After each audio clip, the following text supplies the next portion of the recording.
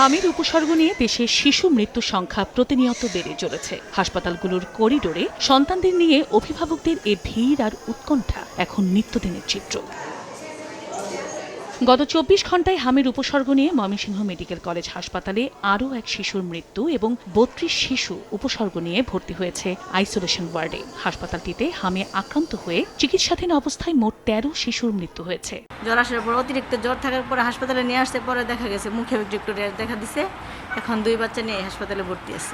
৩ দিন যাবৎ ট্রিটমেন্ট চলতেছে, আল্লাহর রহমতে আগের থেকে ভালো আছে। যার হয়ে গেছে সিমটমগুলি মিজেলসের সিমটম প্রকাশ পেয়ে গেছে, তারা হসপিটালে চলে আসলেই এক ধরনের আইসোলেশন হয়ে যায়। আর ওই হেলদি শিশুটাকে যতটা সম্ভব তার এক্সপোজার থেকে দূরে রাখে। সারা দেশে হাম সংক্রমণের যখন ঊর্ধ্বগতি, তখন বরগুনায় এর উল্টো চিত্র। হটস্পট সদর উপজেলায় টিকাদান কার্যক্রম শুরুর পর থেকে কমতে শুরু করেছে আক্রান্ত রোগীর সংখ্যা। এই জায়গায় ইনজেকশন দেয়, প্রতি দৈনিক ভ্যাকসিন দেয়, একটা ইনজেকশন করে। আর আমরা জ্বর বেশি উঠলে নাপা খাওয়াই আর ডোজ ব্যবহার করাই। ৬ দিন এই জায়গায় এখন আছে। তো আমার বাচ্চা আগের থেকে আলহামদুলিল্লাহ অনেক ভালো আছে, সুস্থ আছে।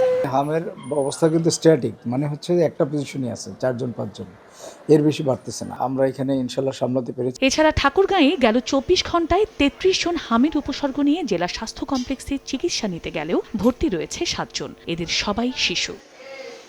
চন্দ্রা বিশ্বাস, ববি, সময় সংবাদ।